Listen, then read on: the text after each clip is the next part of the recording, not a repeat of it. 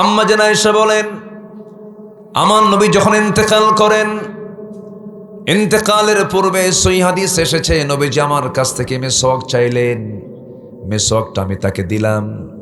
শেষ সময়ে রাসূল যখন দুনিয়া থেকে বিদায় নেন, আমি দেখেছি আমার নবীজির দাঁতগুলো মুক্তোর দানার মতো ঝিলিক মারতো। জোরে কোন সুবহানাল্লাহ। আমার নবীজির মুখের পরিচ্ছন্নতা কি পরিমাণ ছিল, সর্বক্ষণ তিনি পকেটে মেসওয়াক রাখতেন। পান খান সমস্যা নাই, কিন্তু পানের সাথে আবার হাকিমপুরি রহমতুল্লাহ আলাইহি কেন? এখানে তো প্যাঁচ লেগে গেল। এটা করা যাবে না। কেউ পুড়ে খায়, কেউ ডাইরেক্ট মারে। অকাম কোনোটাই কম না, দুটাই ক্ষতি। হয়তো বলবেন হুজুর আপনি তো ওইদিকে বললেন না, আপনার অনেক হুজুররাও তো খায়, আমি কারো বাদ দিই নাই, আমি সবাইরই বললাম। আল্লাহ পাক সকল নেশা থেকে আমাদেরকে হেফাজত করুন। জোরে বলি আল্লাহুম্মা আমিন। এগুলো ভালো আমল না, আমরা নেক আমল করার জন্য আসছি। ভালো কিছু খাবো, ভালো কিছু চিন্তা করব, ভালো কিছু আমল করব। জোরে বলি ইনশাআল্লাহ। নেক আমল করলে কিছু ফলাফল আছে। আল্লাহ পাক সেই ফলাফলগুলো কোরআনের বিভিন্ন জায়গায় পাতায় পাতায় বিভিন্ন জায়গায় তিনি দিয়েছেন। নেক আমলের ফলাফলগুলো কি আজকে এই বিষয়ে আমার আলোচনার সাবজেক্ট। যদি কোনো বান্দা নেক আমল করে, আল্লাহ পাকের পক্ষ থেকে তার জন্য শ্রেষ্ঠ 10টা ফলাফল আছে, শ্রেষ্ঠ পুরস্কার আছে। যেরকম সুবহানাল্লাহ। আমি একটাও কি বলেছি? আমি একটাও বলেছি এ পর্যন্ত না। তাহলে আলোচনা কেবল কিন্তু শুরু হচ্ছে। আমি তো প্রথমে হতাশ হয়েছিলাম যে লোকজনগুলো গেল কোথায়, লোকজন পাচ্ছি না তো। কিন্তু লোকজন তো এখনো আসতেছে। এই এলাকার মানুষ কি 12টার পরেও আসে লোকজন নাকি? জি, সবাই বসে পড়ুন। তাহলে নেক আমলের ফলাফল আমরা আজকে শুনে যাব। ফলাফল জানলেই তো আমল করার একটা আগ্রহ বাড়বে, তাই না? এই জন্য আমরা ফলাফলগুলো কি, নেক আমল করলে কি ফলাফল পাওয়া যায়, এই ফলাফলগুলো আজকে আমরা জানবো নেক আমল করার জন্য। জোরে বলি ইনশাআল্লাহ। আল্লাহ রাব্বুল আলামিন বলেন, নেক আমল করলে পরে 1 নাম্বার হলো আমি আল্লাহ রাব্বুল আলামিন তোমাকে ভালোবাসবো। আল্লাহর ভালোবাসা যদি কোনো বান্দা পেয়ে যায়, তার তো কোনো টেনশন নাই। আল্লাহ রাব্বুল আলামিন সুন্দর করে বলছেন, ওয়া আনফিকু ফি সাবিলিল্লাহি ওয়া লা তুলকু বিআইদিকুম ইলাত তাহলুকাহ ওয়া আহসিনু ইন্নাল্লাহা ইউহিব্বুল মুহসিনিন। জোরে বলুন আল্লাহু আকবার। আমি আল্লাহ রাব্বুল আলামিন মুহসিন বান্দা যারা, তাদেরকে দারুণ ভালোবাসি। ঈমান আনলে পরে 1 নাম্বার আল্লাহর ভালোবাসা প্রাপ্তি হবে। আমি আল্লাহর ভালোবাসা পেয়ে যাব। আমি আল্লাহকে যদি পেয়ে যাই, পৃথিবীর আর কাউকে পাওয়ার দরকার আছে নাকি বলেন? আর পৃথিবীর সবাইকে পেলাম কিন্তু আল্লাহকে পেলাম না, সেই পায়া কোনো লাভ নাই। সবার আগে পাইতে হবে কাকে? আসতে বলবেন না, কাকে? আমি আল্লাহকে বেশি ভালোবাসি না আল্লাহ আমাকে বেশি ভালোবাসেন? বলেন কে? আমি আল্লাহকে বেশি ভালোবাসি, আল্লাহ আমাকে বেশি ভালোবাসে। না হলে এই জয়পুরহাটে দেখবেন এখন আজকে রাতেও এমন আল্লাহর বান্দা আছে যারা অন্যের বউ নিয়ে শুয়ে আছে, মদের বোতল নিয়ে হাতে মদ খাচ্ছে। আল্লাহ তার নাকের ডগায় অক্সিজেন দিয়ে রেখে বলছেন, বান্দা এখনো তওবা করার সুযোগ আছে। ইল্লা মান তাবা ওয়া আমানা ওয়া আমিলা সালিহান। নেক আমল কর, তওবা কর, আমার কাছে ফিরায়। ইউবাদদিলুল্লাহু সাইয়্যাতিহিম হাসানাত। আমি তোর সমস্ত গুনাহগুলোকে, সাইয়্যাতকে সওয়াব দিয়ে পাল্টায় দেব। জোরে করেন সুবহানাল্লাহ। আল্লাহর কত বড় দয়া। তাহলে আমরা কি সবাই আল্লাহকে ভালোবাসতে রাজি আছি? নামাজ না পড়ে বলেন, নামাজ না পড়ে, নামাজ পড়ে। তাহলে ফজরে মুসল্লি কম হওয়া দরকার না বেশি হওয়া দরকার? কারণ বাড়িতে ওই সময় মানুষ বেশি। তাহলে বাড়িতে মানুষ বেশি থাকলে মসজিদেও কি হতে হবে? বেশি। সবচেয়ে মুসল্লি বেশি থাকতে হবে ফজরে। এটা একটি সুন্দর মুসলিম সমাজের বৈশিষ্ট্য হবে। ফজরে বেশি হবে মুসল্লি, কারণ ফজরে বাড়িতে থাকে মানুষ। জোহরে কম হবে, সবচেয়ে কম, কারণ সে কর্মের জায়গায় থাকবে। আসরে তার চাবার একটু বেশি হবে, মাগরিবি একটু বেশি হবে, এশারে আরেকটু বেশি হবে, ফজরে সবচাইতে বেশি হবে। কিন্তু আমাদের সবচাইতে কম মুসল্লি কোন সময়? ফজরে। মোট মুসল্লি 5 জন। কোন ওয়াক্তে? ফজরে মোট মুসল্লি 5 জন। গ্রামে নামাজ পড়া ফরজ হয়ে গেছে এমন মুসল্লি আছে হলো 1000 জন, সেখানে 5 জন খুঁজে পাওয়া যায়। মসজিদ পাকা, টাইলসওয়ালা মসজিদ, এসি শীতাতপ নিয়ন্ত্রিত মসজিদ, মুসল্লি মোট 5 জন। 5 জন বুড়া মানুষ। তাও যখন বলা হয় চাচা মসজিদে আসছেন কেন? বুড়ো হয়ে গেছেন, আপনার না আসলেও তো আপনি তো মাজুর। বলে বাবা আমিও আসতাম না, বুড়ি না এই জন্য আসছি, বুড়ি থাকলে আমিও আসতাম না। এই হলো মুসল্লিদের দশা। আমার রাসূল বলেন যার উপরে নামাজ ফরজ হয়েছে অথচ সে মসজিদে আসে না, আমার মনে হয় ওই বাড়ি থেকে আমি আগুন ধরায় দিই। কম কথা, আমি আগুন জ্বালায় দিতাম যদি ওই বাড়িতে যদি নারী আর শিশু না থাকতো। চিন্তা করুন, তাহলে এত বড় একটা অপরাধ আমাদের দেশের সমাজে আমরা এটা চিত্র আমরা দেখতে পাচ্ছি। ফজরে মুসল্লি নাই। আল্লাহ রাব্বুল আলামিন সূরা মারইয়ামের ভিতরে বলেন فخلف من بعدهم خلف أضاعوا الصلاة واتبعوا الشهوات فسوف يلقون غيا। এই দুনিয়াতে যারা নামাজকে নষ্ট করে ফেলবে, নামাজকে বাদ দেবে এবং ওয়াত্তাবাউশ শাহাওয়াত, যারা নাফসকে অনুসরণ করবে, মন যা চায় তাই করবে, এমন জাতীয় অপরাধ যারা করবে, 2টা অপরাধের জন্য আমি আল্লাহ রাব্বুল আলামিন তাকে শুধু জাহান্নাম নয়, জাহান্নামের গর্ত, গাইয়ুন নামক গর্ত, গাই নামক গর্তের মধ্যে আমি তাকে ঢুকায়া ছাড়বো। জোরে কর নাউযুবিল্লাহ। গাইয়ুন নামক একটা গর্ত আছে, গাই, যে গাই গর্তকে জাহান্নাম পর্যন্ত ভয় পায়। ইমাম কুরতুবী বলেন যে গাই নামক গর্তটা তো ভয়ঙ্কর যে জাহান্নাম পর্যন্ত এই গাই গর্তের নাম শুনলে ভয় পায়। আল্লাহ শুধু এই 2 শ্রেণীকে ঢুকাবেন না, আরো 5 থেকে 6 শ্রেণীকে আল্লাহ রাব্বুল আলামিন এই গাই নামক গর্তের মধ্যে ঢুকাবেন। এর মধ্যে যারা মদ্যপান করবে, যারা জেনা করতে করতে বুড়া হয়ে যাবে, জেনা বাদ দেবে না, সুদের কারবার যারা করবে, বাপ মাকে ভাত দেবে না, অন্যের সন্তান নিজের সন্তান বলে চালায় দেবে, যে সমস্ত নারীগুলো, আল্লাহ পাক তাদেরকে জাহান্নামের এই গর্তের মধ্যে ফেলবেন। জোরে কর নাউযুবিল্লাহ। সুদের কারবার তো মনে হয় খেতলালে নাই তো, আছে আছে, সুদ খায়, বিসমিল্লাহ কয়া নাকি? জোরে কর নাউযুবিল্লাহ। সুদ খাওয়া কি? জোরে বলেন, আরো জোরে বলেন। এ হারাম কে করে দিয়েছেন? আহাল্লাল্লাহুল বাইআ ওয়া হাররামার রিবা।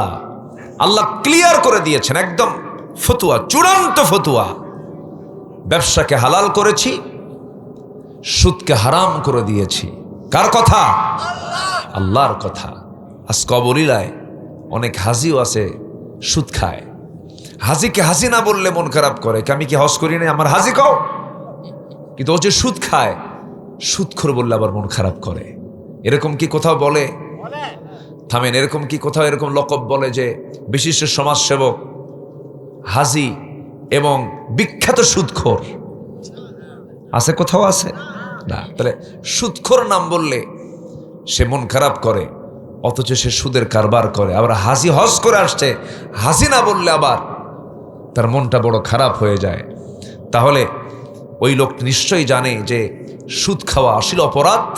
আমাকে কেউ সুদখোর বলুক এটাও সে চায় না, মানে এটা তার কাছেও পছন্দনীয় নয়, এটা নিন্দনীয়।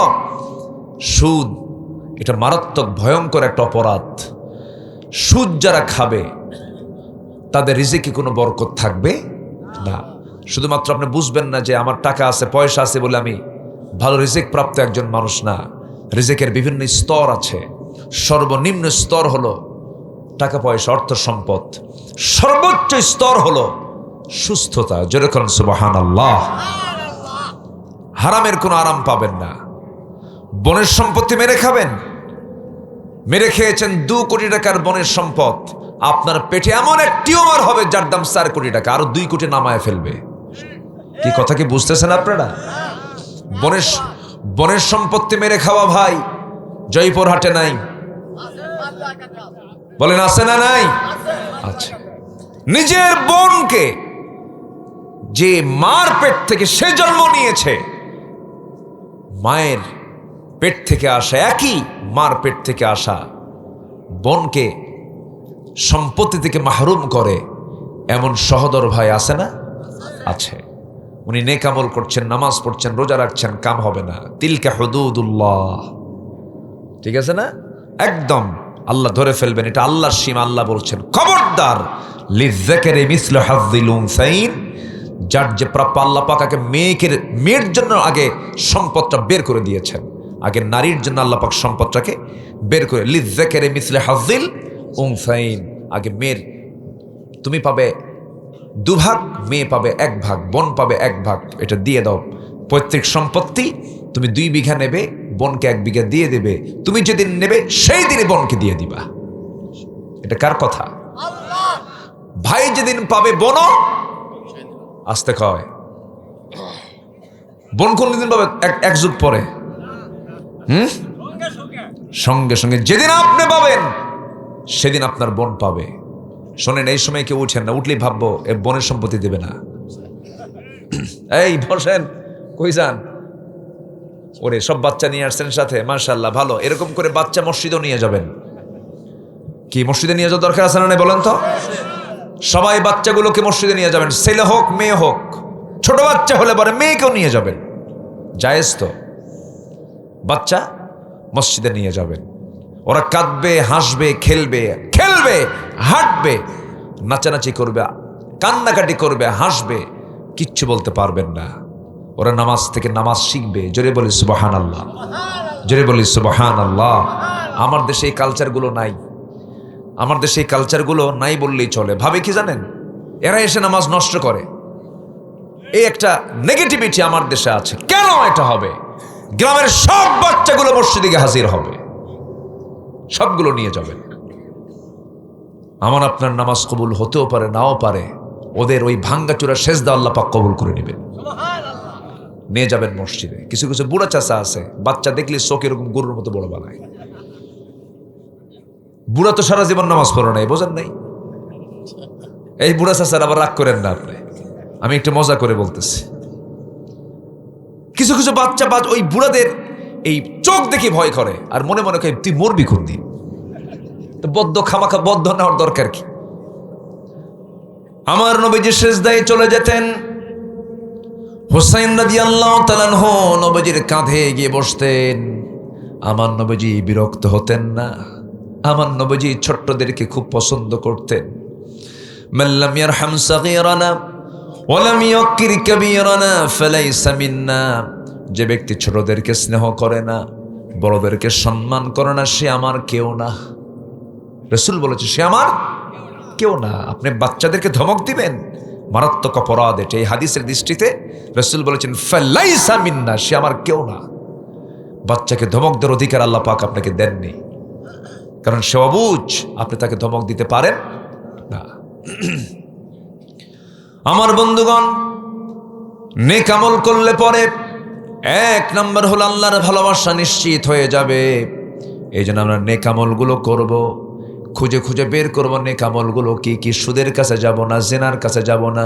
ওয়ালা তাকরাবুজ জিনা ইন্নাহু কানা ফাহিশাতাও ওয়া সাআ সাবিলা। জিনার নিকটেও যেও না। মোবাইল টিপতেছো, মোবাইল টিপতে গিয়ে কোনো নারীর দিকে তাকায়ও না। ওয়ালা তাকরাবুজ জিনা। তোমার কাছে যদি আশঙ্কা হয় যে মোবাইল তোমাকে চোখের জিনার দিকে নিয়ে যাচ্ছে, বন্ধ করে ফেলো। ওই মোবাইল পালারই দরকার নাই।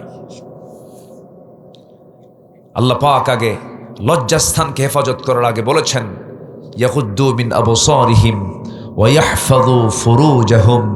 আগে চোখটাকে নিয়ন্ত্রণ করো, এরপরে লজ্জাস্থানের হেফাজত করো। লজ্জাস্থানের হেফাজতের আগে আল্লাহ পাক কি হেফাজত করতে বলেছেন? চোখকে নিয়ন্ত্রণ করব আমরা। জোরে বলি ইনশাআল্লাহ। কি কার বউয়ের দিকে তাকাবো? নিজের বউ না অন্যের বউ? দেখেন অনেকে চুপ করে আছে। কি অন্যের বউয়ের দিকে তাকাবেন নাকি? বলুন কিসের, কার বউয়ের দিকে? হয়তো যুবকরা বলতেছে হুজুর আমার তো বউ নাই, কার দিকে তাকাবো এখন? এই জন্য চুপচাপ আছেন। নিজের স্ত্রীর দিকে তাকান, আপনি সওয়াব পাবেন। অন্যের বউয়ের দিকে তাকানো যাবে না। সব নারী আপনার জন্য, তাকানোর জন্য আল্লাহ রাব্বুল আলামিন বলেন নাই পরের বউ দেখা যাবে না, পরের কোনো মেয়েকে দেখা যাবে না, পরনারীকে দেখা যাবে না। দেখলেই গুনাহ হয়ে যাবে, জিনার গুনাহ হয়ে যাবে। ওয়ালা তাকরাবুজ জিনা ইন্নাহু কানা ফাহিশাতাও ওয়া সাআ সাবিলা। মান আযমানু লি মা বাইনা লিহইয়াইহি ওয়া মা বাইনা রিজলাইহি আযমানা লাহুল জান্নাহ। যে ব্যক্তি দুই চোয়ালের মধ্যস্থিত বস্তু জিহ্বা এবং দুই উরুর মধ্যস্থিত বস্তু গোপনাঙ্গের যে বান্দা হেফাজত করতে পারবে, আমি রাসূল নিজে তার জন্য বেহেশতের জামিন হয়ে যাব। জোরে বলি সুবহানাল্লাহ। যত গুনাহ হয় এই দুটো অঙ্গকে নিয়েই কিন্তু পৃথিবীতে সবচেয়ে বেশি গুনাহ হয়। সামনে রমজান আসছে, এই দুটো অঙ্গকেই নিয়ন্ত্রণ করার জন্য একটা বিশাল ট্রেনিং দিয়েছেন। কোন মাস? আসতে বলে কোন মাস? রমজান মাস। রোজা রাখবো না ইনশাল্লাহ?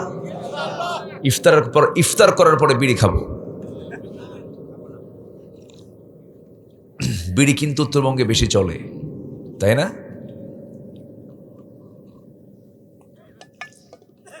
বছর 20 আগে রংপুর হারাগাছ একটা এলাকা আছে, ওই এলাকায় বেশি বিড়ির ফ্যাক্টরি। তো আমাকে এক কমিটি দাওয়াত দিয়েছে, আমি মাহফিলে গেলাম। মাহফিলে যাওয়ার পর মাহফিল শেষ করেছে, আলোচনা শেষ, দোয়ার আগ দিয়ে, আমি জানি না মানে কাদের মাহফিল, আমাকে বলেও নাই। তো মাহফিল শেষে দোয়ার আগ দিয়ে আমাকে বলতেছে, হুজুর আপনি একটু দোয়া করতে হবে। কিসের দোয়া? খুঁজে আমাদের বিড়ির ফ্যাক্টরি আছে, তো এই সৌজন্য আজকে মাহফিল আমাদের, যে দোয়া করেন যেন ফ্যাক্টরিতে আল্লাহ যেন বরকত বাড়ায় দেয়। কি কথা কি বুঝতেছেন? আমি তো পড়ে গেলাম বেকায়দায়। তো বললাম ভাই, আমাকে কানে কানে বলতেছে, আস্তে আস্তে, জোরে জোরে বলতেছে না কিন্তু। তো আমিও ওনার কানটা ধরে কানে মুখ ঢুকায় দিয়ে বললাম, আজকে দোয়া করা যাবে না। কি কথা কি বুঝতেছেন আপনারা? মানে উনিও আস্তে কইল, আমি আস্তে বলে বিদায় দিয়া দিলাম। শোনেন, ওয়াইদা খালাউ ইলা শায়াতিনহিম, খালাউ মানে কি জানেন? যখন কেউ অপকর্ম করে, অপকর্মটা যে করে সেও জানে এটা অপকর্ম, এই জন্য আড়ালে চলে যায়। কোথায় চলে যায়? আড়ালে। দরবারের মধ্যে সবাই বসে, দরবারের যে মূল মাতব্বর, ওর বিড়ির নেশা উঠছে, সামনে খায়, কি করে? ওয়াইদা খালাউ, আড়ালে যায়া কিছু ফুকাফুকি কইরা ব্রেন ফ্রেশ করে আবার আসে। আছে কিনা বলেন? এরকম আছে। আমরা কোন আমল কি গুরুত্বহীন ভাববো না। সব কাজের মধ্যেই জবাবদিহিতা একদিন আছে। কার কাছে বলেন তো? আসতে বলবেন না, কার কাছে আছে? আল্লাহর কাছে আছে। আল্লাহর সামনে হাজির হতে হবে। এই জন্য আমাকে আপনাকে খুব যত্নশীল হতে হবে। নিজের দেহকে নষ্ট করা যাবে না, নিজের লাঞ্চকে নষ্ট করা যাবে না, কারণ এই লাঞ্চটা দিয়েছেন শ্বাস প্রশ্বাস নিয়ে আল্লাহর জিকির করার জন্য। আল্লাহ রাব্বুল আলামিন বলেন, আলা বিযিকরিল্লাহি তাতমাইন্নুল কুলুব। সাবধান, ডিপ অ্যাটেনশন গ্রেবার দিয়ে আল্লাহ পাক বলছেন, সাবধান, তোমার হৃদয়কে প্রশান্ত করার জন্য কোনো বিড়ি টান, গাজার টান, কোনো নেশা, কোনো পান তোমাকে প্রশান্ত করতে পারে না। তোমার হৃদয়কে যদি প্রশান্ত করতে চাও, আমার নামের জিকির করো, তোমার হৃদয়টা প্রশান্ত হয়ে যাবে। যেরকম সুবহানাল্লাহ। যে হৃদয় আল্লাহ নাই, সে হৃদয় তো সে নিজেই, সেই হৃদয়, সে হৃদয়কেই ভালোবাসে না, সে নিজেকে নিজেই ভালোবাসে না। যে হৃদয় আল্লাহ আছে, সে হৃদয়টা অত্যন্ত সমৃদ্ধ। এই জন্য আমরা দিলের মধ্যে সবার আগে স্থান দেব কাকে? আসতে বলবেন না, কাকে? এক সময় না সব সময়? সব সময়। আল্লাহকে কখনো ভোলা যাবে না। আল্লাহ আমাকে 1 সেকেন্ডের জন্য ভোলেন না, আল্লাহ আমাকে 1 সেকেন্ডের জন্য আমাকে ভুলে যান না। কিন্তু আমি যদি ভুলে যাই, তবে আল্লাহ পাক একটা আয়াতে খুব ভয়ঙ্কর কথা বলেছেন, وَمَنْ أَعْرَضَ عَنْ ذِكْرِي فَإِنَّ لَهُ مَعِيشَةً ضَنْكًا وَنَحْشُرُهُ يَوْمَ الْقِيَامَةِ أَعْمَى قال رب لم حشرتني أعمى وقد كنت بصيرا জোরে বলুন আল্লাহু আকবার। আল্লাহ বলছেন, যে বান্দা আমার স্মরণ থেকে নিজেকে গুটিয়ে রাখবে, আমি তার জন্য দুনিয়ার জীবনকে সংকীর্ণ করে দেব। দুনিয়ার জীবনে সে শান্তি পাবে না, টাকা থাকবে, সুখ থাকবে না, এবং আমি তাকে হাসরের দিন অন্ধ করে তুলব। তুই চোখ তার থাকবে না, সেই চোখ দিয়ে দেখতে পাবে না। সেদিন বলবে, আল্লাহ লিমা হাসারাতানি আমা, আজকে তুমি আমাকে অন্ধ করে তুলেছ কেন? আল্লাহ বলবেন, আমি তোকে অন্ধ করে তোলার কারণ হলো তুই আমাকে ভুলে গিয়েছিলি। ওয়াকাযালিকাল ইয়াওমা তুনসা, আজকে তেমন করে আমি আল্লাহ তোকে ভুলে গেলাম। নাউজুবিল্লাহ। আমার বন্ধুগণ, আল্লাহ যদি সেই দিন ভুলে যান, আমার আল্লাহ যদি সেই দিন আমাকে আপনাকে দূরে ঠেলে দেন, এর চাইতে বড় বিপদ, এর চাইতে বড় মুসিবত আর কি হতে পারে? এই জন্য সবাইকে ভুললেও যাকে ভোলা যাবে না তিনি আমার একমাত্র। চিল্লায় বলুন কে? কাকে ভোলা যাবে না? আল্লাহকে ভোলা যাবে না। আমার আল্লাহ কি দেননি ভাই বলেন? সব তো দিয়ে দিয়েছেন। কোনো কিছু দেওয়া কি তার বাদ আছে? আল্লাহ কি খাওয়ান না? এই যে বসে বসে আছি আমরা এখানে, কি এমনি বসে আছি না খাচ্ছি? বলেন। খাচ্ছি। আমরা এখন খাচ্ছি হলো মুখ দিয়ে না নাক দিয়ে? কই মুখ দিয়ে খাচ্ছেন? মুখ দিয়ে খায় আসছেন বাড়ি থেকে। এখন নিচ্ছি কি দিয়ে বলেন? ম্যাক্সিমাম নিচ্ছে নাক দিয়ে। নাকের খাবার বেশি জরুরি না মুখের খাবার বেশি জরুরি? কোনটা এসেনশিয়াল বলেন? নাকেরটা। এটা ছাড়া আপনি এক মুহূর্ত বাঁচবেন না। ভাত 3 বেলা না খেলেও বাঁচবেন, কিন্তু শ্বাস প্রশ্বাস প্রতি মুহূর্তে মুহূর্তে আমাকে আপনাকে নিতে হবে। এটা কে দিয়েছেন? আসতে বলবেন না, কে দিয়েছেন?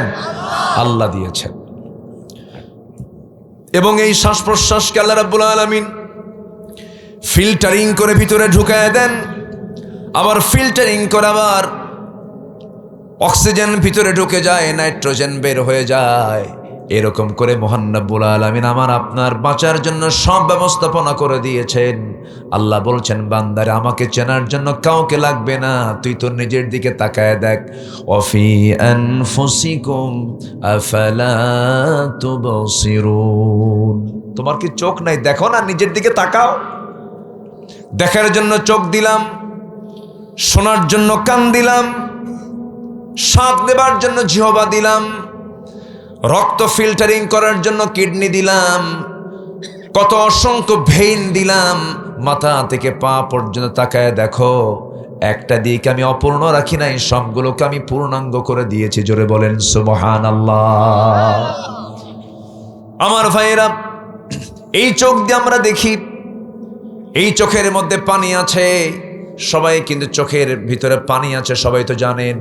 দেখবেন কিছু কিছু লোকের মধ্যে চোখ থেকে বেশি পরিমাণ পানি বের হয়, চোখটা ভেজা ভেজা থাকে, চোখের কোনা বেয়ে বেয়ে টপ টপ করে পানি পড়ে, এমনি পানি পড়ে। তার মেশিনটা দুর্বল হয়ে যাওয়ার কারণে পানির পরিমাণটা চোখ থেকে বেশি হয়ে যায়। এটাও এক প্রকার রোগ। আল্লাহ রাব্বুল আলামিন স্বাভাবিক চোখের ভিতরে আল্লাহ রাব্বুল আলামিন সেই পরিমাণ পানি বের করে দেন 24 ঘন্টায়। আল্লাহ রাব্বুল আলামিন প্রতি মিনিটে 15 থেকে 20 বার চোখের পলক ফেলার মধ্য দিয়ে প্রত্যেক দিন বান্দার চোখ থেকে 1 মিলিলিটার পানির বন্দোবস্ত আমার আল্লাহ করে দিয়েছেন। যেরকম সুবহানাল্লাহ। কেন করে দিয়েছেন? এর কারণ হলো চোখটা বাইরে থাকে, ধুলাবালি চোখের মধ্যে ঢুকে পড়ে। এই চোখটা যদি নষ্ট হয়ে যায়, বান্দায় পৃথিবীর চেহারা দেখতে পাবে না, বিভিন্ন ভাইরাস আক্রান্ত হয়ে যাবে, জীবাণুতে আক্রান্ত হয়ে যাবে। এই জন্য চোখের পানিকে মিঠা না করে লবণ করে দিয়েছেন, এবং এই লবণ পানিকে আল্লাহ রাব্বুল আলামিন বান্দার জন্য 24 ঘন্টা মলমের বন্দোবস্ত করে দিয়েছেন। জোরে বলি সুবহানাল্লাহ। লবণ আছে যেখানে, ভাইরাস নাই সেখানে। জীবাণু ধ্বংস করার জন্য কি দরকার? লবণ দরকার। আপনার গলা ব্যথা হচ্ছে, আপনার টনসিল ফুলে গেছে, পৃথিবীর সব ডাক্তারের কাছে চলে যান, ডাক্তার আগেই বলে দেবে, যান বাড়িতে যান, একটু কুসুম কুসুম পানির মধ্যে লবণ নিবেন, গার্গিল করবেন, ভাইরাস দূর হয়ে যাবে। আল্লাহ রাব্বুল আলামিন বান্দার চোখের মধ্যে লবণ পানি দিয়ে আল্লাহ রাব্বুল আলামিন স্থায়ী মলমের বন্দোবস্ত করে দিয়েছেন। 24 ঘন্টায় চোখ থেকে পানি পড়ে। বিশেষ করে বান্দা যখন ঘুমিয়ে পড়ে, ঘুমের মধ্যে পানি থাকে, কিন্তু সেই পানিটা কি হয়ে যায়, সকালবেলা চোখের কোনায় 2 পাশে সাদা সাদা কি যেন বের হয়। ওটার নাম কি বলে লেখা?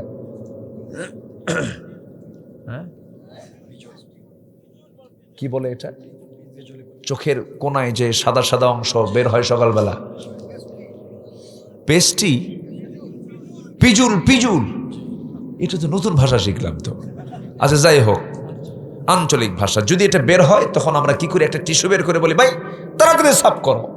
মনে হয়েছে কি যেন এটা জঙ্গল। জঙ্গল না ভাই, এটা না থাকলে আপনি অন্ধত্ব বরণ করে আপনি মারা যেতেন। জোরে বলি সুবহানাল্লাহ। কে দিয়েছেন? আল্লাহ দিয়েছেন। চোখের মধ্যে পানি দিলেন, কানের মধ্যে আল্লাহ রাব্বুল আলামিন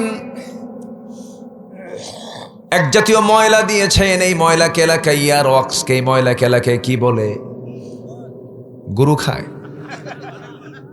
কি?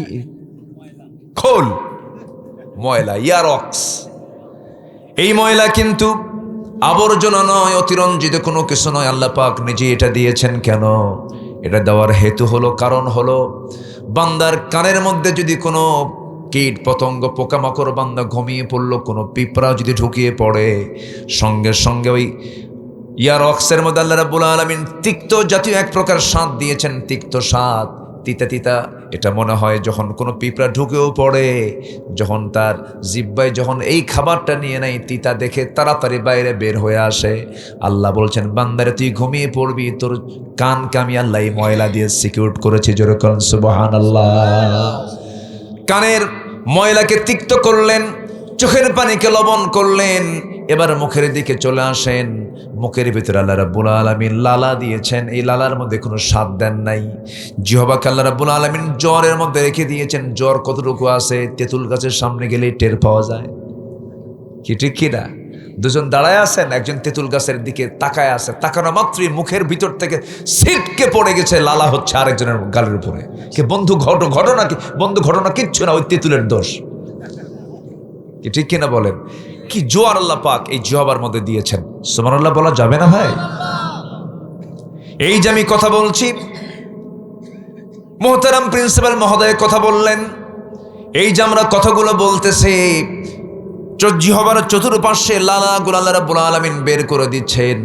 লালা যদি না বের হতো, এই জাতীয় লালা পানি যদি না বের হতো, আমার আওয়াজ বন্ধ হয়ে যেত, আমার ভোকাল কর্ড বন্ধ হয়ে যেত, আমার আওয়াজ বন্ধ হতো, আমি জবান বন্ধ হয়ে চুপ করে বসে থাকতাম।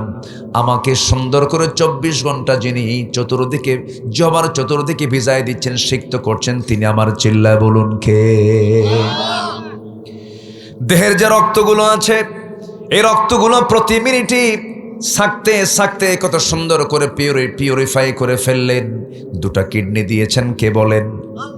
দুটা কিডনি কার দেওয়া? আমার এক বন্ধু বাইরে থাকে, মালয়েশিয়ায় থাকে। এখানে একজন ভাই মুস্তাফিজ ভাই, না মুস্তাফিজ ভাইয়ের এখানে বাড়ি, মালয়েশিয়ায় থাকেন। ওই মালয়েশিয়া আমার এক বন্ধু, বড় ব্যবসায়ী, কুমিল্লা বাড়ি। বেশ কয়েক বছর আগের কথা, তার সঙ্গে সালাম কালাম হলো, হাতের কবজিতে হাত দিলাম, দেখি এখানে একটা মেশিন লাগানো। বললাম বন্ধু এই জায়গায় মেশিন লাগানো কেন? আমার তো এরকম কোনো মেশিন নাই। বলতেছে বন্ধু আল্লাহ পাক আমাকে প্রচুর টাকার মালিক বানিয়েছেন, কিন্তু আমার দুটা কিডনি অচল, দুটা কিডনি আমার নষ্ট হয়ে গেছে। এবার তিনি বলছেন ভাই এই দুইটা কিডনি আমি যে কোনো মুহূর্তেই দুনিয়া থেকে বিদায় হয়ে যাব। এই ডায়ালিসিস করার জন্য আমাকে প্রত্যেক সপ্তাহে 3 থেকে 4 দিন হসপিটালে যেতে হয়। ডায়ালিসিস মেশিনের সামনে বসতে হয়, রক্তগুলো ফেটে ফেটে সুন্দর করে আবার সাজিয়ে দেওয়া হয়, আমার দেহে ঢুকানো হয়। ডায়ালিসিস না করলে আমি বাঁচবো না। এই ডায়ালিসিস মেশিনটা মানুষ যে বানিয়েছে তার ওজন হলো 100 কেজি, আর আল্লাহ রাব্বুল আলামিন বান্দার দেহের মধ্যে যে কিডনি দিয়েছেন তার ওজন মাত্র হলো 200 গ্রাম। মানুষ বানাইছে 100 কেজি, আর বান্দা আল্লাহ বানাইছেন মাত্র 200 গ্রাম, মানুষ বানাইছে 100 কেজি। এবং আল্লাহর যে বানানো সেই কিডনিটাই দুনিয়ার সকল ডায়ালিসিস মেশিনের চাইতে সবচেয়ে উন্নত। যেরকম সুবহানাল্লাহ, আল্লাযী খালাকাকা ফাসাওয়াকা ফাআদালাক। তিনি শুধু সৃষ্টি করেন নাই, ভারসাম্য দিয়েছেন। চিৎকার করে বলেন সুবহানাল্লাহ। যদি এমনটা হতো যে তোমাকে আমি বানায় দিলাম, তুমি দুনিয়া চলে যাও, কিডনি পরে পাঠায় দেবো, আসমান থেকে নাজিল করবো 100 কেজি 100 কেজি 200 কেজি, আলুর বস্তা নিবেন না কিডনির বস্তা নিবেন? এলাকায় আলু আছে না? আলু আছে। তোমার আলু আর কারবার করতে পারতেন না, খালি কিডনি নিয়ে ঘুরতে চলে যেত জীবন। আমার বন্ধুগণ, আল্লাহ বলছেন বান্দারে গোটা দেহের মধ্যে আমি তোকে আমাকে চেনার জন্য সব কিছু দিয়ে দিয়েছি বান্দা, সব দেখো। আল্লাহ রাব্বুল আলামিন এবার শুধু বান্দাকে নিচে দেখতে বলেন নাই, বান্দা অনেক সৃষ্টির দিকে তাকাতে বলেছেন বান্দাকে।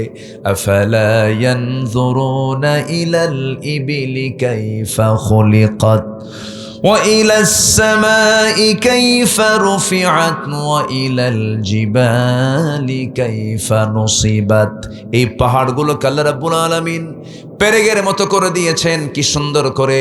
জয়পুরহাট, বগুড়া, দিনাজপুর, নীলফামারী, ঠাকুরগাঁ এই সমস্ত অঞ্চলে কোনো পাহাড় নাই, তবে পঞ্চগড়ের পাশে একটা পৃথিবীর সবচেয়ে বড় পাহাড় আছে, পর্বত আছে, তার নাম হচ্ছে হিমালয়।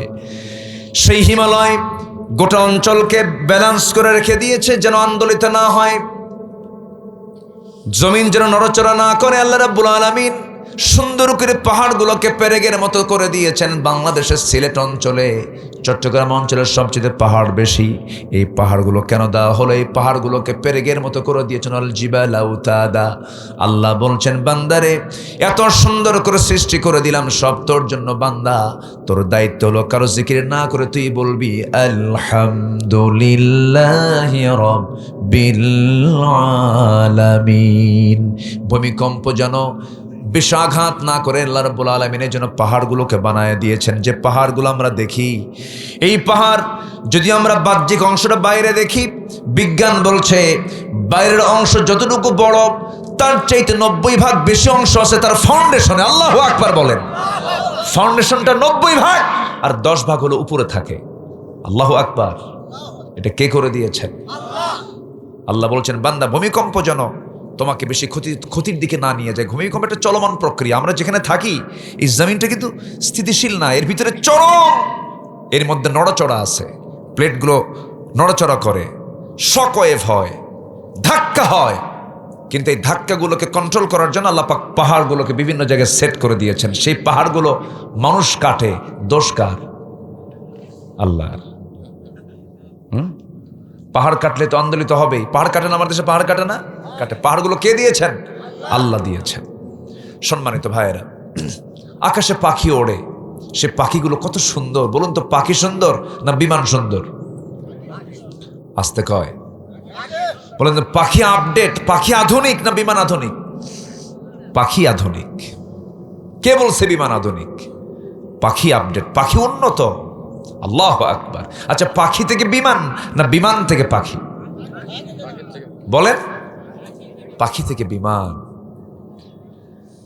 একটা পাখি আছে প্যারেগ্রিন ফ্যালকন নামক একটা পাখি আছে, যে পাখিটা আকাশে যখন উঠতে নেয় তার ঘন্টার গতি হলো 400 কিলোমিটার। কেউ তো সুবহানাল্লাহ বলতেছেন না ভাই? কত কিলোমিটার বলেন? 400 কিলোমিটারের বেগে একটা পাখি আকাশে ওড়ে। 400 কিলোমিটার কিন্তু এই সেই কথা না। 1 ঘন্টায় আপনি ওই গতিতে ঢাকা যাবেন আবার আসবেন।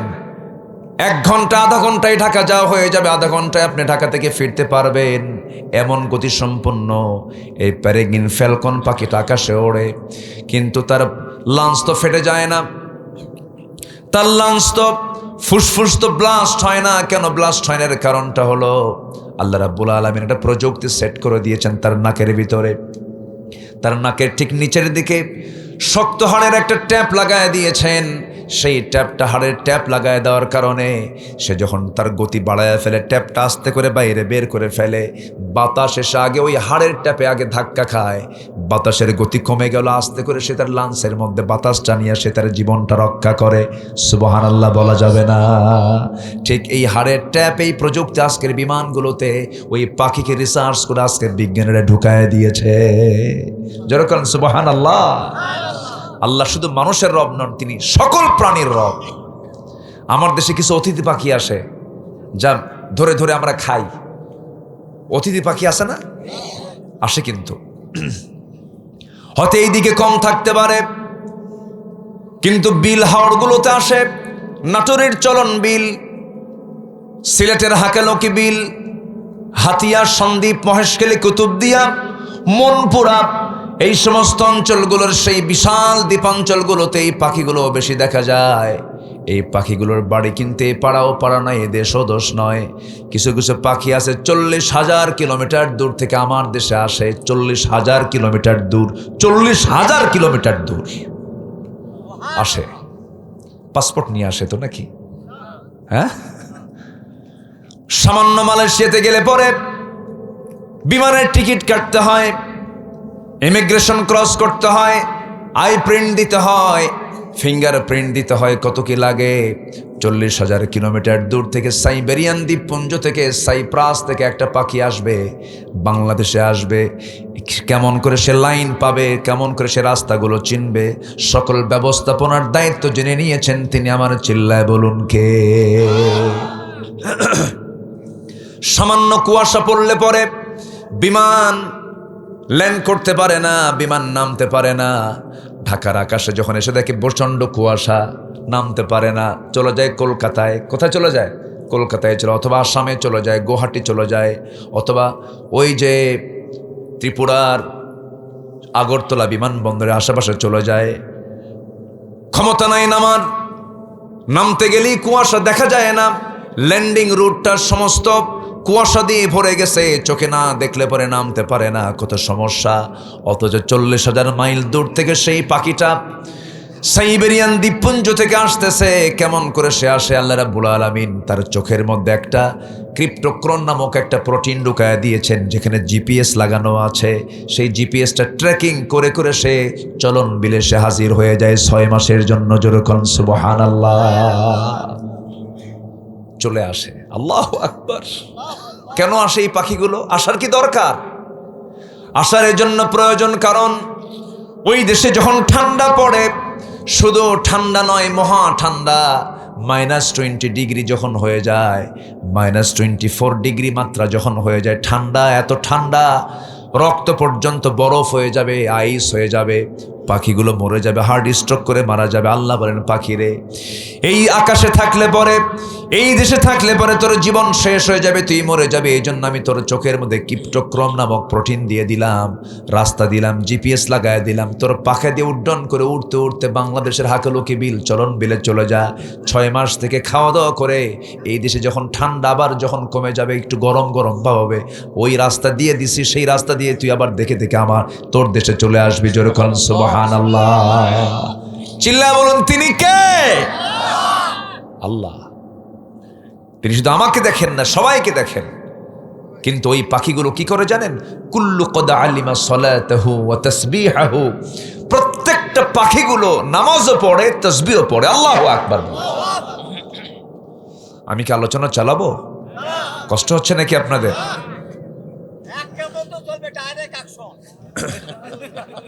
কাম সারছে বা এরকম এক সাসা থাকলে আর কাউকে লাগবে না। জিকির করি লা ইলাহা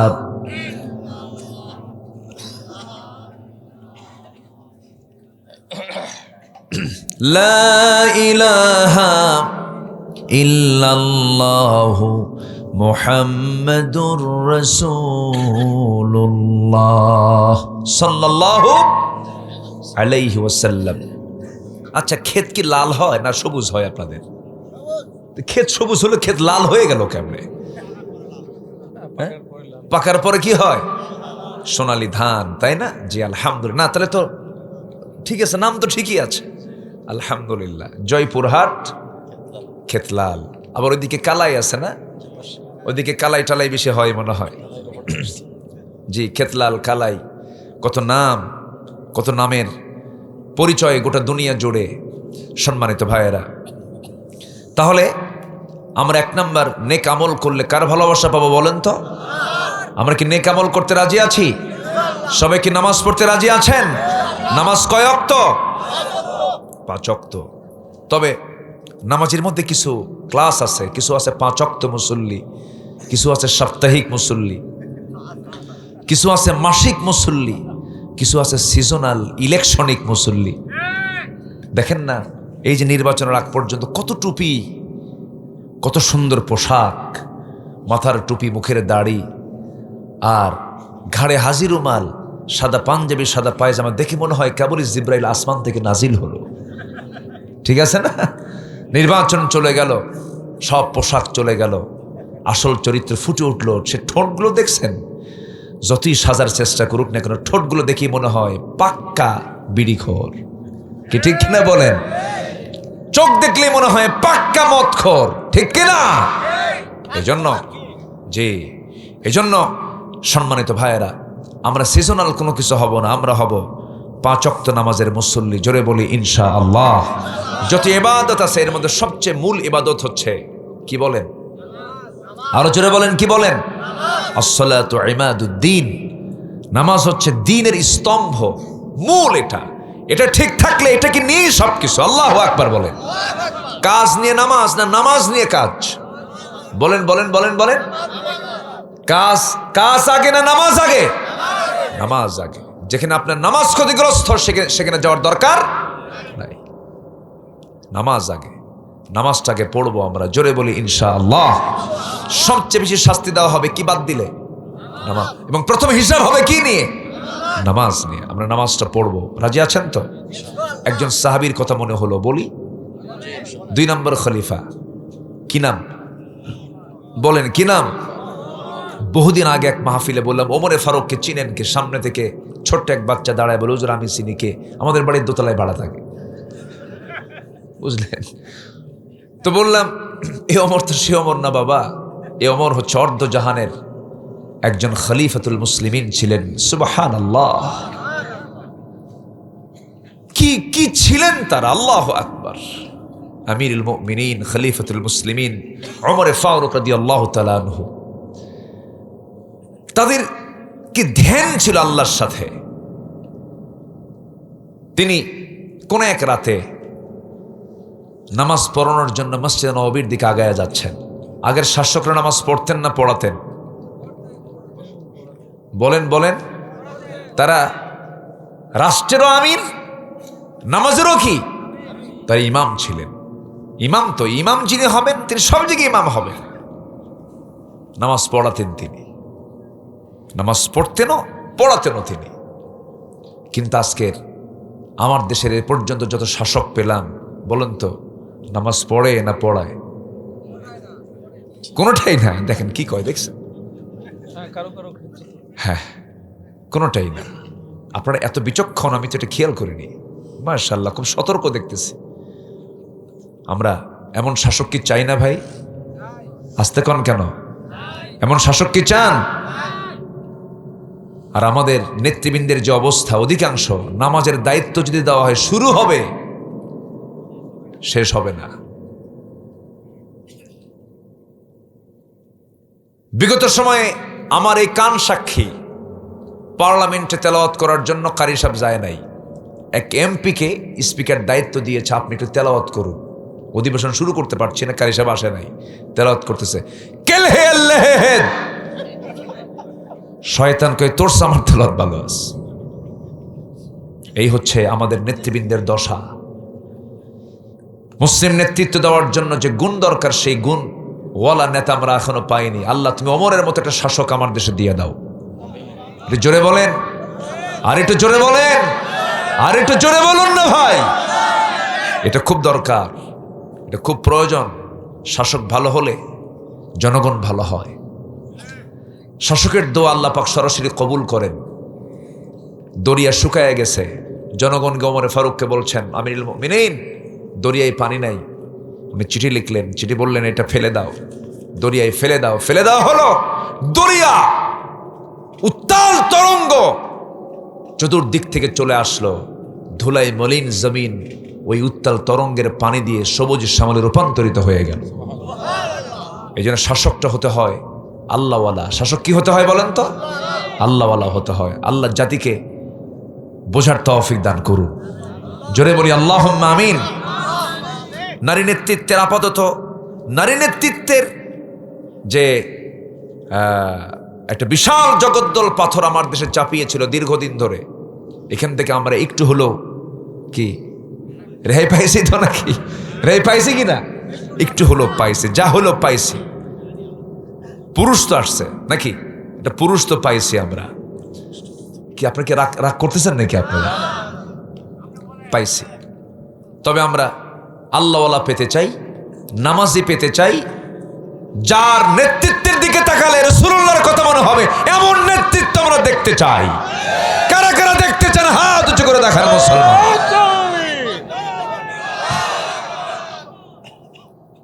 দেন স্লোগান একবারই শেষ হলো।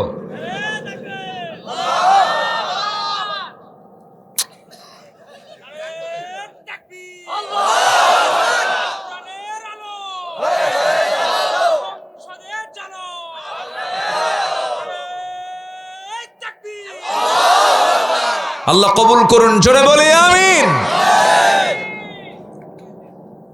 আস-সুলতানু জিল্লুল্লাহ, আস-সুলতানু জিল্লুল্লাহ। আল্লাহু আকবার। কত বড় মজবুত কথা। সম্মানিত ভাইয়েরা, আল্লাহ তাআলা গোটা পৃথিবীর দ্বিতীয় বৃহত্তম মুসলিম জনপদ আমাদেরকে জন্ম দিয়েছেন। 18 কোটি মুসলমান এই দেশে বসবাস করে, 18 কোটি। বিশাল ব্যাপার। এই সবুজ ভূখণ্ডকে আল্লাহ পাক ইসলামের জন্য কবুল করুন, দ্বীনের জন্য কবুল করুন, জোরে বলি আমিন। এই জাতি এখন পালস বোঝে। 90 দশক আর নেই, 2000 আর নেই, 2010 নেই, এখন 2026 সাল। জনগণ এখন অনেক কিছুই বুঝে, আগের চেয়ে অনেক সচেতন। আল্লাহ তুমি আরো সচেতন হওয়ার তৌফিক দান করো, জোরে বলি আমিন। আমরা সচেতন থাকবো, আমরা সজাগ থাকবো, আমরা স্মার্ট থাকবো। ইমানদার কখনো আনস্মার্ট হবে না, ইমানদার কখনো অচল থাকবে না, সে কখনো অচেতন থাকবে না, সে সচেতন থাকবে, ব্যক্তিত্ব সম্পন্ন হবে, জোরে বলি ইনশাআল্লাহ। ওমর ফারুক রাদিয়াল্লাহু তাআলা আনহুর আমি নামাজের কথা মনে হয়, তার কথাটা মনে হলো। উনি প্রায় একটা দোয়া করতেন। সেই দোয়াটা হলো আল্লাহুম্মা রযুকনি শাহাদাতান ফি সাবিলিক ওয়াজআল মাউতি ফি বালাদি রাসূলিক। আল্লাহ, আমি তোমার কাছে শহীদি মওত কামনা করি, তুমি আমাকে শহীদি মওত দান করবা, এবং তুমি আমাকে নবীর শহরে এই মদিনায় তুমি আমার মৃত্যু দিয়ে দিবা। এই দোয়াটা তিনি প্রায় করতেন, কিন্তু সেই দোয়াটার প্রেক্ষাপট এলাও করে না। কারণ বদর, উহুদ, খন্দক, হুনাইন সব যুদ্ধ হয়ে গেছে বড় বড়। মদিনার আশেপাশে কোনো যুদ্ধ লাগার সম্ভাবনা নাই, কিন্তু তিনি প্রায় দোয়া করতেন, আল্লাহ শহীদ হিসেবে কবুল করো, মদিনা আমার মৃত্যুটা দিও। কিন্তু আল্লাহর কি ফয়সালা, আল্লাহ পাক তার দুটা দোয়াই কবুল করে নিয়েছেন। কি সুন্দর করে দোয়া কবুল হলো। নামাজ পড়তে বেরোলেন, নামাজ শুরু করেছেন, প্রথম রাকাত পড়েছেন, দ্বিতীয় রাকাতে নামাজ পড়তে নিয়ে যখন রুকুতে চলে গেছেন, এমন সময় এক আততায়ী এসে ডান দিক থেকে তার পেটের মধ্যে বিষওয়ালা বিষাক্ত চাকু ঢুকায়া দিল। তিনি টের পেয়ে গেলেন, নামাজ ছেড়ে ফেললেন, সতর্ক হয়ে গেলেন। বুঝে ওঠার আগে আবার তাকে উপর্যুপরি ধরে ফেলে তলপেটের দিকে দুটা চাকু দুবার ডাবল স্টেপ মেরে দিয়ে ভুঁড়ি পর্যন্ত বের হয়ে গেল। সাইয়েদনা ওমর ফারুক ওই যে সেন্সলেস হয়ে পড়ে থাকলেন, কয়েক ঘন্টা সেন্স নাই। নামাজ তিনি সম্পূর্ণ করতে পারেন নাই। দ্বিতীয় রাকাতের রুকুতে গিয়ে তিনি অসুস্থ হয়ে পড়লেন, সেন্সলেস হয়ে গেলেন। সেন্স যখন ফিরে গেছে, লক্ষ্য করে দেখেন তার কলিজার টুকরা আব্দুল্লাহ ইবনে ওমর রাদিয়াল্লাহু তাআলা আনহু, তার ছেলে, চোখের কোনা বেয়ে বেয়ে টপ টপ করে পানি পড়ছে আর কান্নাকাটি করছেন। ওমর ফারুক বলছেন, সন্তান রে কান্দো কেন? আল্লাহ পাক আমার দোয়া না কবুল করে নিয়েছে। আমি আজকে শহীদের পথে চলছি, যে কোনো মুহূর্তে দুনিয়া থেকে বিদায় নেব। আব্দুল্লাহ, কলেজার টুকরা সন্তান, কেঁদো না, আমি দুনিয়া থেকে বিদায় নেব। আমাকে যে মেরেছে সে কোনো মুসলমান নয়, আবু লুলু মাজুসে আঘাত করেছে, সে একজন অগ্নি পূজক, আমাকে আঘাত করে, সে যেহেতু আমাকে আঘাত করেছে, আমি নিশ্চিত আমি শহীদের দরজা পেয়ে যাচ্ছি। ও আমার আব্দুল্লাহ, আমার জন্য তাড়াতাড়ি পানির ব্যবস্থা করো, পানি আনো। এক গ্লাস পানি তার সামনে দেওয়া হলো। ওমর ফারুক বলছেন, আমার কলেজার টুকরার সন্তান আব্দুল্লাহ, এটা কিসের পানি আনছো আব্বা? আপনার তৃষ্ণা পাচ্ছে মনে হয়, আপনি পানি পান করুন। ওমর ফারুক বলছেন, সন্তান রে, আমার কলেজায় কোনো তৃষ্ণা নাই, আমার তৃষ্ণা হলো ওযুর পানি দাও, ফজর নামাজটা আমার এখন আদায় হয় নাই, ফজর নামাজটা আমার এখনো আদায় হয়নি। নামাজ কেমন আমরা নষ্ট করে ফেলি।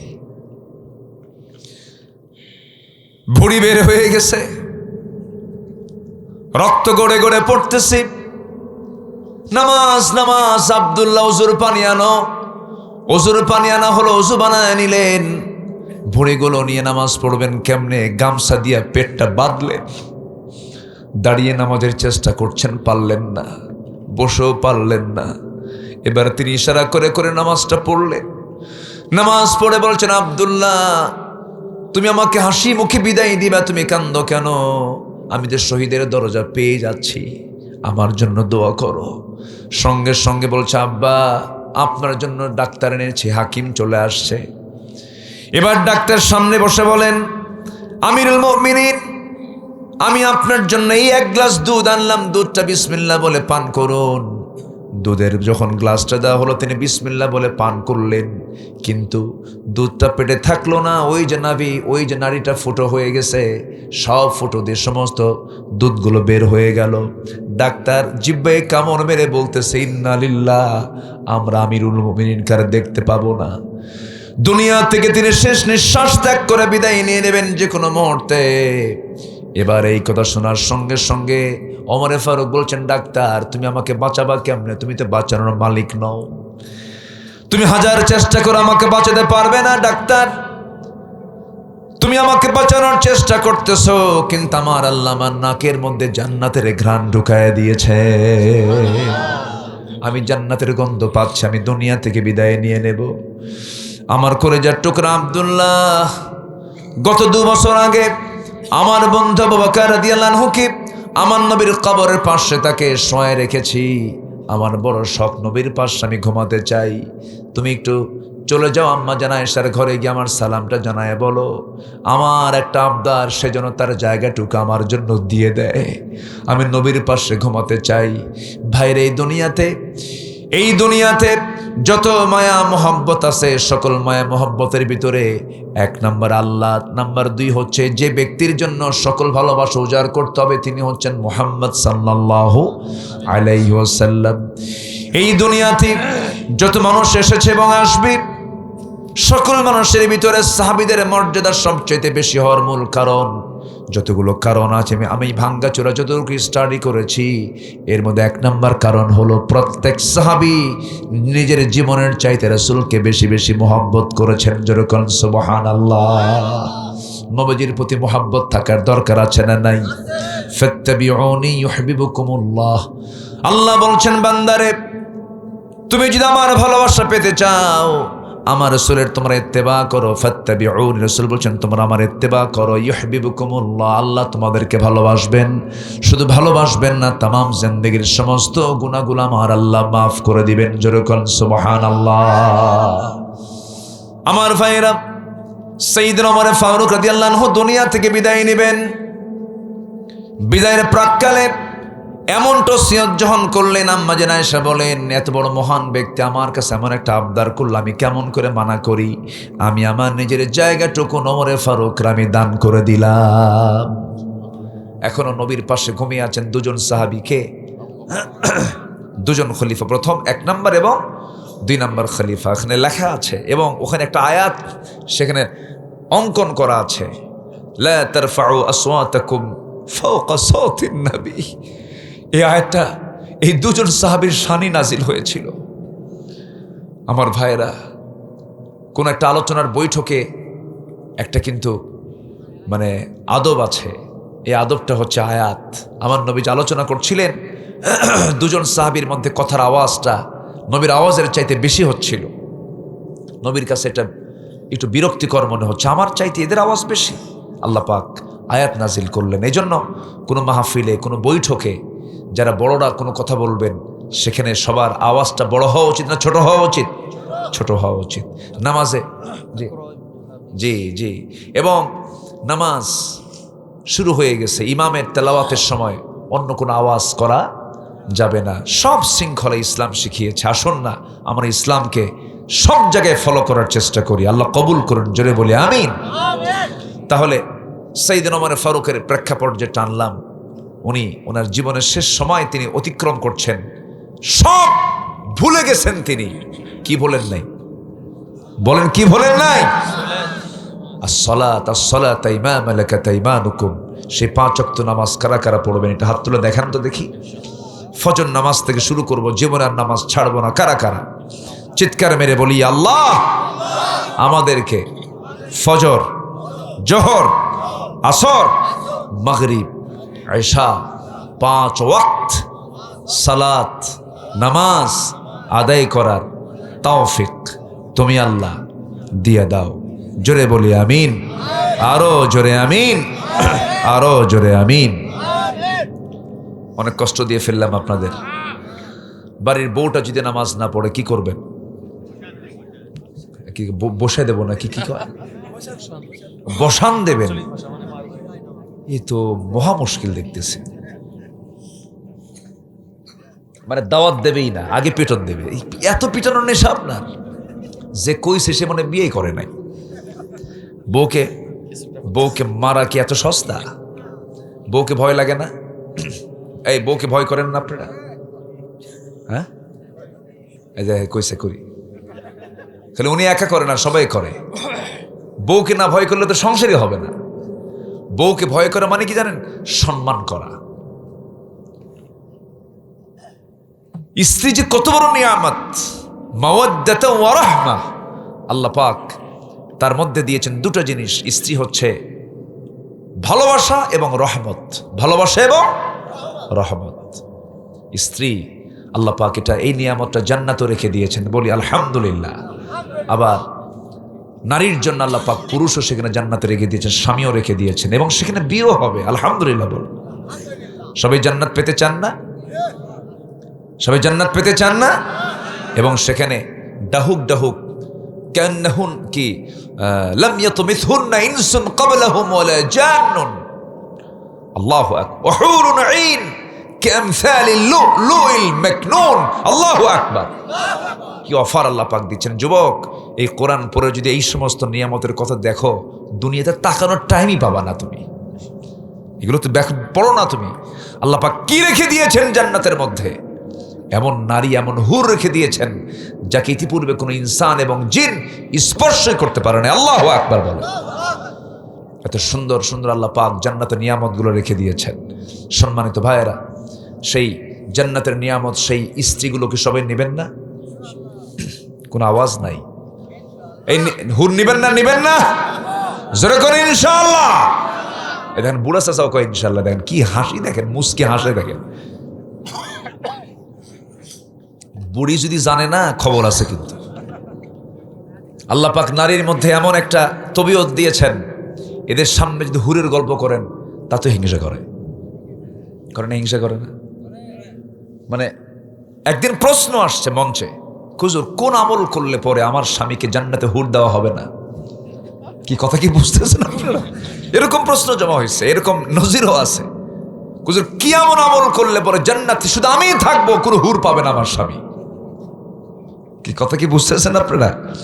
এই হুরের গল্প যদি করেনও, স্ত্রীর সামনে দিনের বেলা করবেন। রাত্রেবেলা ঘুমানোর আগ দিয়ে যদি করেন, তাহলে কিন্তু একসঙ্গে এক বালিশে থাকার সুযোগ হবে না। বলবে তোমার আরেকটা বালিশ না, ওই দিক সিট হয়ে শুয়ে থাকো, কায়িত হয়ে শুয়ে, আমার দিকে তাকাবা না। কি কথা কি বুঝতেছেন? আল্লাহ পাক নারী কেমন করে বানিয়েছেন। আম্মা জান আয়েশা সিদ্দিক রাদিয়াল্লাহু তাআলা আনহা একদিন বলি ফেলেন, সে তো খাটো। হ্যাঁ, আমার নবীজি একটু চেহারা কালো বানায় বললেন, তুমি যে কথাটা বললে, এই কথা যদি শুধু খাটো, এই কথা যদি 7 সমুদ্র ছেড়ে দেওয়া হতো, 7 সমুদ্রের পানির মানে পানির রং বিবর্ণ হয়ে যেত, দুর্গন্ধে রূপ নিত। হুজুর আপনি এত কান্দেন কেন? বুড়ির জন্য আমরা কি নাই? কি কথা কি বুঝতেছেন আপনারা? আল্লাহ পাকের নেচারটা তাদেরকে দিয়েছেন। জি, মা খাদিজার শানে রাসূল শুনলেন, এরপরে বললেন, আয়েশা আমার খাদিজা আমার দুঃখের কালের স্ত্রী ছিল, তাকে কষ্ট দিয়ে কেউ কথা বলতে যেও না। সে আমার দুঃখের সময়ের স্ত্রী, তোমরা হচ্ছে আমার সুখের সময়ের স্ত্রী। আল্লাহু আকবার বলে। এটা মেয়েদের একটা নেচার, এটাকে মাথায় নেই আমরা চলবো। জোরে বলি ইনশাআল্লাহ। সম্মানিত ভাইয়েরা, তাহলে 1 নাম্বার পেলাম হচ্ছে নেক আমল করলে পরে আমরা আল্লাহর ভালোবাসা পাবো। 10টা ফলাফলের 1 নাম্বার কেবল শুরু। নুরু ওয়াজ কি শেষ না শুরু? কিন্তু টাইম তো নাই। এই যাই ফি মুশকিলা, এই কোন সমস্যা নাকি? এই আসেন, কিছুই কয় না।